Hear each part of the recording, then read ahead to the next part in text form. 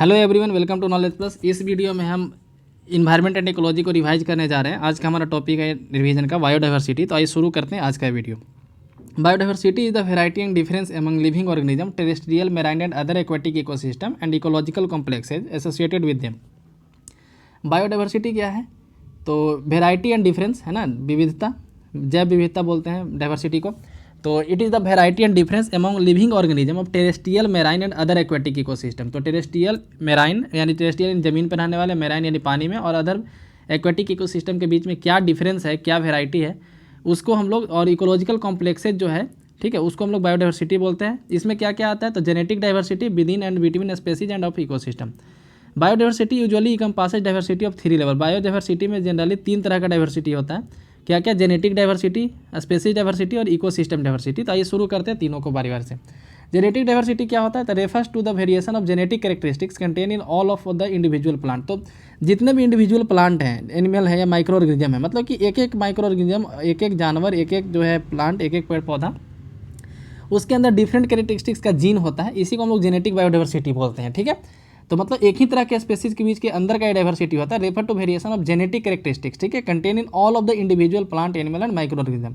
In other word genetic diversity is in genetic variability in species. तो एक ही species के अंदर एक डाइवर्सिटी होता है। जैसे मान लीजिए कि कोई टाइगर है, तो डिफरेंट टाइगर के अंदर मतलब कि सारा टाइगर ही है, लेकिन सब के अंदर एक अलग डाइवर्सिटी है, जिसको हम लोग जेनेटिक डाइवर्सिटी बोलते हैं। स्पेसीज बायोडाइवर्सिटी क्या होता है? Refer to variation in species of community. तो किसी प्लांट या एनिमल के कम्युनिटी के बीच में जो वेरिएशन होता है उसको हम लोग स्पेसीज डाइवर्सिटी बोलते हैं। तो species richness, species evenness, species dominance और measurement of species diversity. Species diversity को कैसे मेजर किया जाता है? स्पेसीज रिचनेस से, मतलब कौन सा स्पेसीज ज़्यादा क्वांटिटी में वहाँ पे पाया जाता है। स्पेसीज इवेननेस से, मतलब कि एक जैसा, मतलब कौन कौन स्पेसीज जो है उस एरिया में एक जैसा, एक मतलब कि लगभग समान नंबर में है। स्पेसीज डोमिनेंस, मतलब कि किस स्पेसीज का डोमिनेंस है उस एरिया में।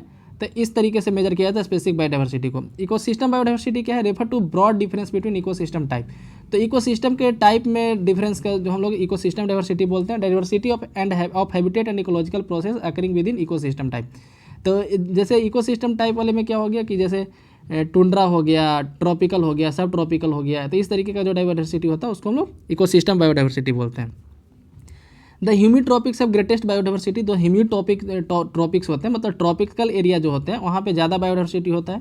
Wild biodiversity decrease toward north, मतलब इक्वेटर से ऊपर जाते हैं तो बायोडाइवर्सिटी घटते जाता है, नीचे भी जाते हैं तो बायोडाइवर्सिटी घटते जाता है। ठीक है, तो जैसे जैसे टेम्परेचर घटता है बायोडाइवर्सिटी भी घटता है। तो यानी इक्वेटर के आसपास का जो इलाका है, ट्रॉपिकल जोन, सबसे ज़्यादा बायोडाइवर्स है। ठीक है, वहाँ पे कई तरह के जानवर और जीव जंतु पाए जाते हैं।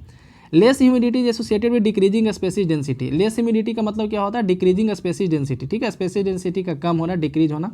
And stresses like poor drainage, eutrophic and oligotrophic condition. तो और भी वहाँ मतलब कि लेस ह्यूमिडिटी का मतलब क्या होता है? डिक्रीजिंग स्पेसीज, और स्ट्रेस, और भी कई तरह का प्रॉब्लम, जैसे poor drainage, eutrophic and oligotrophic condition. Eutrophic यानी कि ज़्यादा दिन तक बारिश नहीं होना, ठीक है, सूखा टाइप का कुछ। Long seasonal drought and reversely related biodiversity.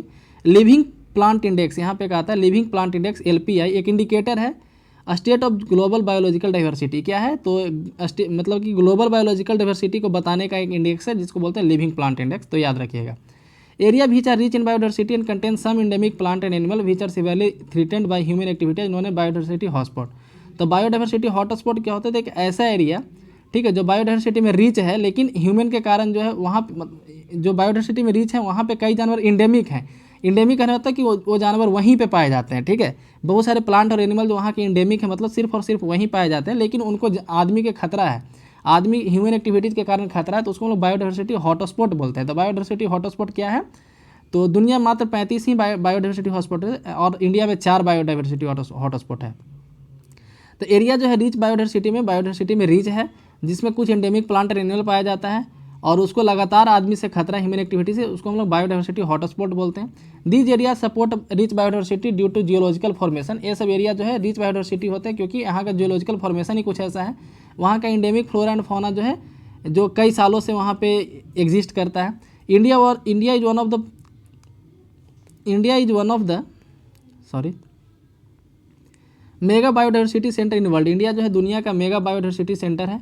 Among 35 biodiversity hotspot India is 3 of them, sorry यहाँ पे 4 होना चाहिए था। ठीक है, इंडिया में 4 बायोडाइवर्सिटी हॉटस्पॉट है, कौन कौन? तो वेस्टर्न घाट, ईस्टर्न हिमालय, इंडो बर्मा और नॉर्दर्न हिमालय भी जो है, ठीक है, नॉर्दर्न हिमालय भी जो है इसका रीजन में आता है। एक मतलब कि 4 बायोडाइवर्सिटी हॉटस्पॉट है, ठीक है।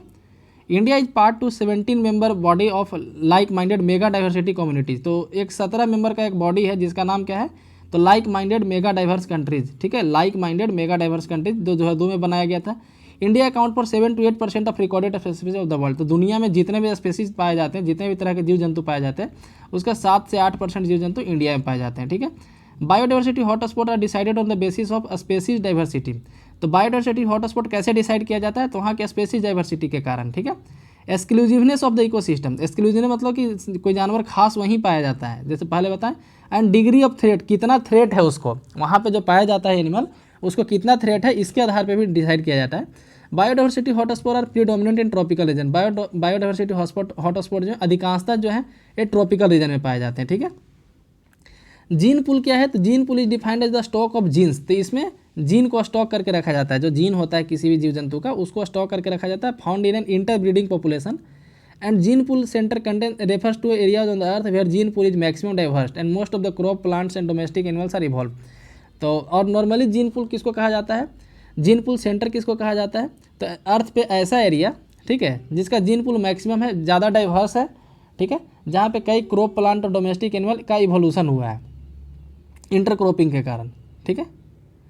नेक्स्ट है कि world conservation monitoring centre and agency of UN environment programme has identified few countries gene pool centre which have a majority of earth species. तो वर्ल्ड कंजर्वेशन मॉनिटरिंग सेंटर और एक एजेंसी है यूएन का जिसका नाम है UNEP, United National economic environmental programme. ये जो है आइडेंटिफाई करता है कुछ कंट्री को, आइडेंटिफाई किया है कुछ कंट्री को जीन पूल के रूप में, जहाँ पे अर्थ का ज़्यादा मेजॉरिटी ऑफ स्पीसीज पाया जाता है। Agro biodiversity subset of biodiversity. Agro biodiversity जो है बायोडाइवर्सिटी का एक सबसेट है, मतलब उसी के अंदर में एक आता है रिलेटेड टू एग्रीकल्चर, लेकिन एग्रीकल्चर से related. It could be defined as diversity of agricultural system. इसको कैसे बोल सकते हैं? तो diversity of agricultural system, all agriculture related species and individuals in the species. Now biodiversity throughout the world faces immense state. लेकिन अभी दुनिया में जितने भी बायोडाइवर्सिटी है उनको काफ़ी ज़्यादा खतरा है ह्यूमन से। The unsustainable harvesting of natural resources. तो अनसस्टेनेबल हार्वेस्टिंग करना नेचुरल रिसोर्स का, इंक्लूडिंग अनसस्टेनेबल मतलब सस्टेनेबल मतलब कि अभी का ज़रूरत पूरा करते हुए भविष्य के लिए बचा करके रखे, तो उसी को उसको सस्टेनेबल बोलते हैं। उसका उल्टा कर दिए तो अनसस्टेनेबल, यानी कि इतने हाई रेट पे खर्च करना कि वो तुरंत मतलब कि दोबारा नहीं बन सकता हो, ठीक है। इंक्लूडिंग प्लांट एंड एनिमल, सबका हम लोग काफ़ी तेज़ी से खत्म कर रहे हैं। मेराइन स्पेसीज को भी। And degradation of fragmentation of ecosystem through land conservation for agriculture, forest clearing ETC। Invasive non native और alien species being introduce to ecosystem. तो इकोसिस्टम में काफ़ी नॉन नेटिव प्लांट को लाया जा रहा है, या फिर नॉन नेटिव प्लांट को एलियन प्लांट भी बोलते हैं, या फिर एलियन स्पेसीज बोला जाता है, जिसके कारण से जो है वहाँ का जो नेचुरल स्पेसीज था उसको खतरा हो जाता है।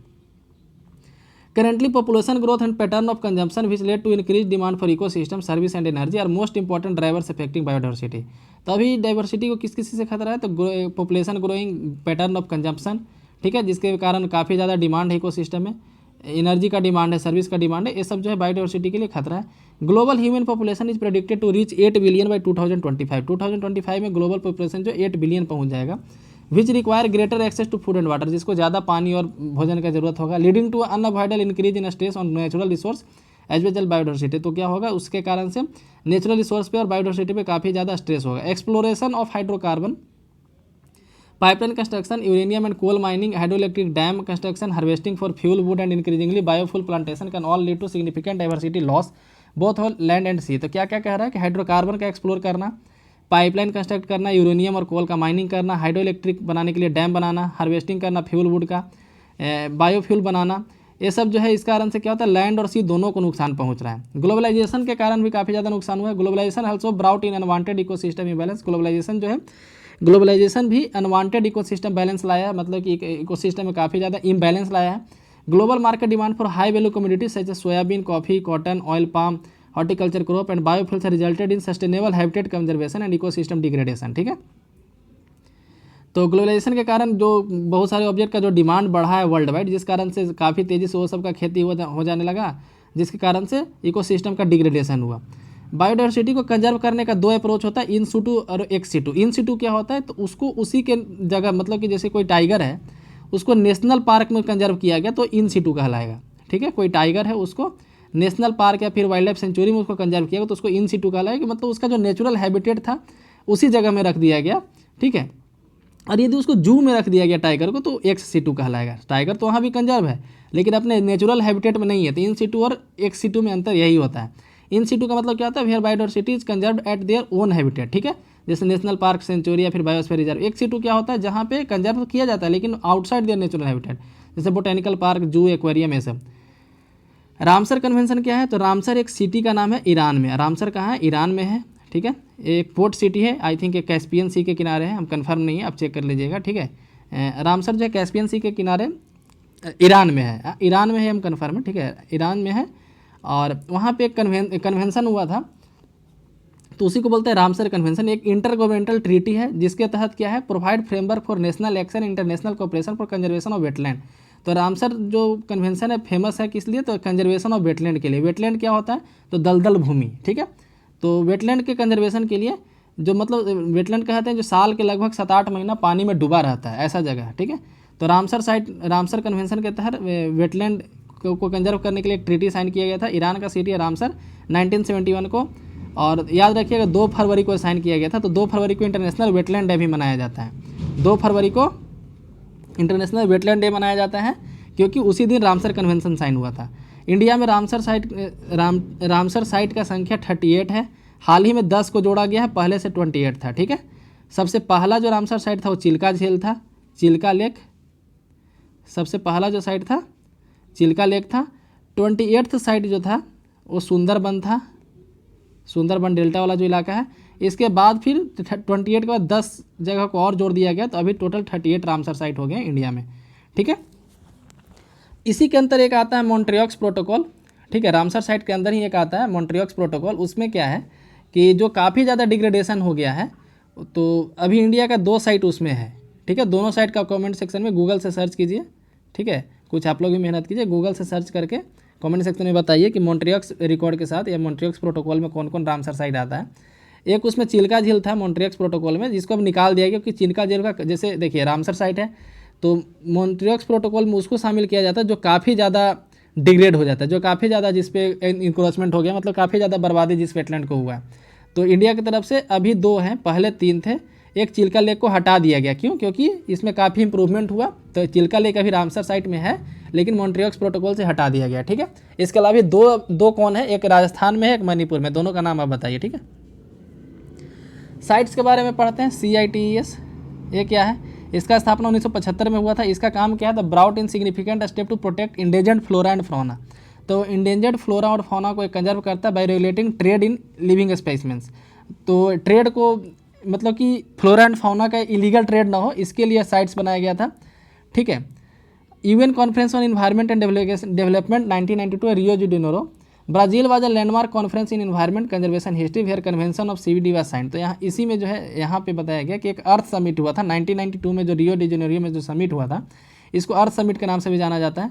यहाँ पे CBD साइन हुआ था, कन्वेंशन ऑफ बायोलॉजिकल डाइवर्सिटी। ठीक है, वर्ल्ड पार्क्स कांग्रेस क्या है, तो बाली में हुआ था in 1982। Had a target to set at 10% of world terrestrial and landmark as protected area. तो इसका टारगेट क्या है वर्ल्ड पार्क कांग्रेस का 1982 में जो साइन हुआ था कि 10% जो लैंड का एरिया है उसको प्रोटेक्टेड एरिया बना के रखना है, मतलब या तो नेशनल पार्क या wild life sanctuary, biosphere reserve, ऐसा बना के रखना है। ठीक है, based on concept of development and experimental since 1992 comprehensive protected area system synthesis and monitoring has been developed by a task force of renowned experts in all of the primary field। तो इसी को लागू करने के लिए comprehensive protected area system synthesis and monitoring इसको launch किया गया है कुछ लोगों के द्वारा जो एक्सपर्ट हैं इस फील्ड में। ठीक है, और इसका टारगेट क्या है, तो 10% जो वर्ल्ड का एरिया है उसको वर्ल्ड पार्क, मतलब कि प्रोटेक्टेड एरिया बना के रखना है। कार्टाजीना प्रोटोकॉल क्या है, तो बायो सेफ्टी पे एक प्रोटोकॉल है, एक इंटरनेशनल ट्रीटी है जिसको जनवरी 2000 में अडॉप्ट किया गया था और सितंबर 2003 में फोर्स में आया। ठीक है, मतलब लागू हुआ सितंबर 2003 में। Objective of protocol is to ensure an adequate level of production in field of safer transfer handling of living modified organism resulting from modern biotechnology that may have adverse effect on conservation and sustainable use of biological diversity taking in account risk to health. कह रहा है कि इसका protocol का objective क्या है, तो adequate level of production. ठीक है, मतलब कि प्रोडक्शन का लेवल भी ठीक ठाक रखना है in the field of safer transfer. तो यदि कोई लिविंग मॉडिफाइड ऑर्गेनिज्म को मतलब कि खरीद बिक्री किया जा रहा है, ठीक है, कार्टाजीना प्रोटोकॉल क्या है कि handling of living modified organism resulting from modern biotechnology that may have adverse effect on conservation. तो कोई भी ऐसा ट्रेड नहीं हो, ठीक है, जिससे उस जीव पे जो है कोई एडवर्स इफेक्ट आए, ठीक है। जैसे मान लीजिए कि किसी तरह के जीव का खरीद बिक्री किया जा रहा है, ठीक है, तो खरीद मतलब उससे उसका जान को कोई खतरा ना हो, इस बात को इस प्रोटोकॉल में शामिल किया गया है, ठीक है। सस्टेनेबल यूज हो और उसका हेल्थ पे कोई रिस्क ना हो, ठीक है। ये सब देखते हुए मतलब कि जो भी ट्रेड हो, जो भी हैंडलिंग हो लिविंग मॉडिफाइड ऑर्गेनिज्म का, ठीक है, तो उसको जो है उसके लाइफ पे एडवर्स इफेक्ट ना हो, कहने का मतलब ये है, ठीक है। ये था कार्टाजीना प्रोटोकॉल में, बायो सेफ्टी से रिलेटेड है। इतना याद रखिएगा कि कार्टाजीना प्रोटोकॉल जो बायो सेफ्टी के लिए एक इंटरनेशनल ट्रीटी है, जनवरी 2000 में साइन हुआ था, लेकिन 2003 में फोर्स में आया था। Percentage and degree to each ecosystem is protected varies greatly. तो डिग्री और परसेंटेज दिया जाता है कि कौन सा एरिया को कितना प्रोटेक्ट किया गया। रफली 12% of world land surface area but less than 1% of world marine ecosystem are protected. तो वर्ल्ड का लैंड एरिया का लगभग 12% प्रोटेक्टेड है, लेकिन मैराइन इकोसिस्टम का 1% से भी कम जो है प्रोटेक्टेड है, ठीक है। India also faces loss of biodiversity significantly, मतलब इंडिया में काफ़ी ज़्यादा बायोडाइवर्सिटी का लॉस हुआ है, ठीक है। तो यहाँ पे बताया जा रहा है the wildlife act mention 253 fauna species are requiring adequate protection and 135 plant species have been identified as endangered by botanical survey of India. तो वाइल्ड लाइफ एक्ट 200 के तहत, वाइल्ड लाइफ एक्ट के तहत 253 स्पेसीज़ को जो है India में बताया गया है कि प्रोटेक्शन की ज़रूरत है, और बोटेनिकल सर्वे ऑफ इंडिया के द्वारा 135 प्लांट स्पेसीज़ को प्रोटेक्टेड किया गया है। तो इंडिया में वाइल्ड लाइफ प्रोटेक्शन के से रिलेटेड काफ़ी काम यहाँ पे किया गया है। क्या क्या है? तो पहला wild life protection act passed in 1972, 1972 में पास हुआ था wild life protection act. Deal with setting up national park, इसके तहत नेशनल पार्क सेटअप किया जाता है, वाइल्ड लाइफ सेंचुरी सेटअप किया जाता है, ठीक है। It prohibit hunting of all animal specified in schedule 1 to 4। तो इसका डिफरेंट शेड्यूल है वाइल्ड लाइफ प्रोटेक्शन एक्ट का, शेड्यूल 1, 2, 3, 4 इस तरीके से है, ठीक है। The amendment of wild life protection act in 2002 is more stringent and prevent commercial use of resources by local people. तो वाइल्ड लाइफ प्रोटेक्शन एक्ट में एक अमेंडमेंट लाया गया था 2002 में, जो काफ़ी उसको स्ट्रेंथन बनाता है, मतलब काफ़ी ज़्यादा हार्ड बनाता है उस एक्ट को, ऐसा बोल सकते हैं। और वहाँ के जो लोकल पीपल है जंगल का, ठीक है, उनके द्वारा भी कॉमर्शियल यूज करने से रोकता है, जंगल का कॉमर्शियल यूज करने से रोकता है। अब wild life institute by setup in Dehradun, wild life institute कहाँ सेटअप किया गया? देहरादून में। और wild life advisory committee constitute किया गया था 1996 में, ठीक है, on various aspect of wild life conservation and related matter. Indian board of wild life, इसके हेड प्राइम मिनिस्टर होते हैं, is the apex advisory body. तो ये सबसे मतलब कंट्री में सबसे बड़ा कौन, मतलब कि इन्वायरमेंट से एडवाइजरी बॉडी के रूप में सबसे बड़ा कौन है, सबसे ऊपर में कौन है? तो Indian board of wild life है।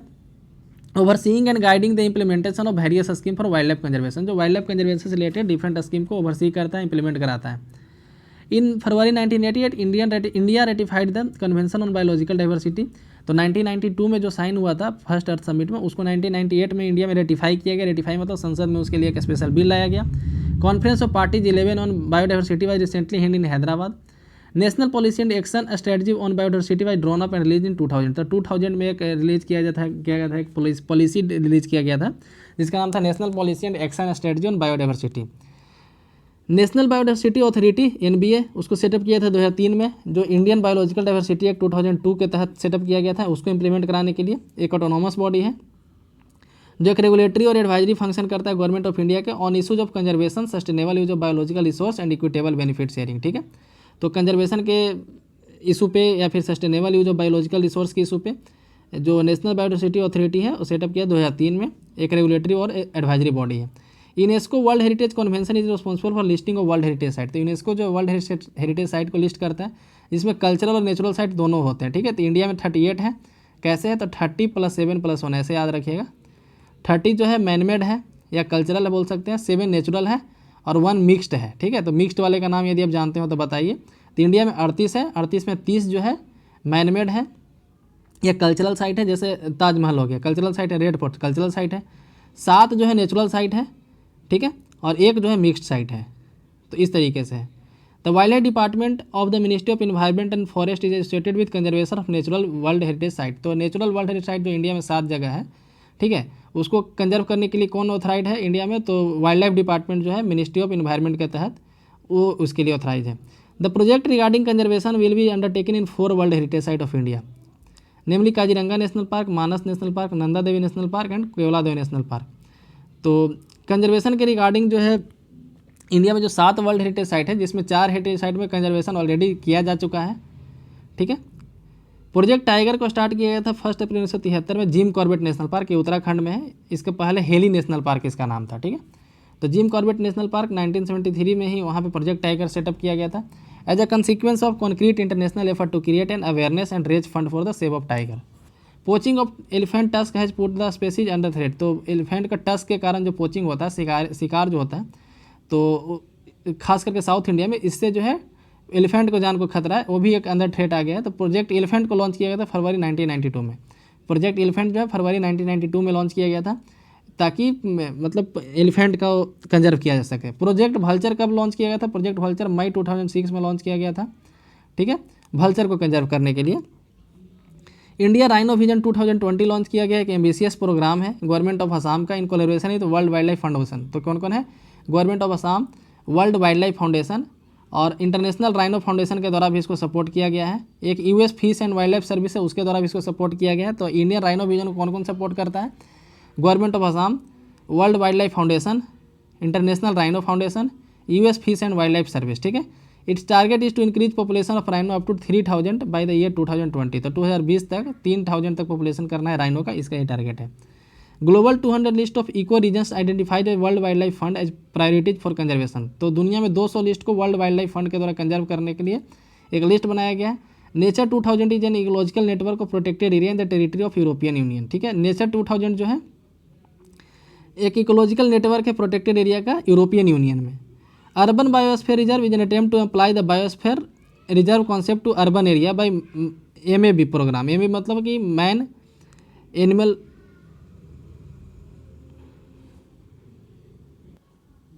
तो मैप प्रोग्राम के तहत, मैप प्रोग्राम का मतलब होता है मैन एंड बायोस्फीयर प्रोग्राम, ठीक है। तो अर्बन बायोस्फीयर रिजर्व क्या है? एक अटेम्प्ट है किसका? तो यूनेस्को का। यूनेस्को के मैप प्रोग्राम के तहत, मैप मतलब कि मैन एंड बायोस्फीयर प्रोग्राम के तहत, जिसमें क्या किया जाता है? ग्रीन बिल्डिंग बनाया जा रहा है, green architecture, urban planning, ecosystem management, ये सब किया जा रहा है, ठीक है।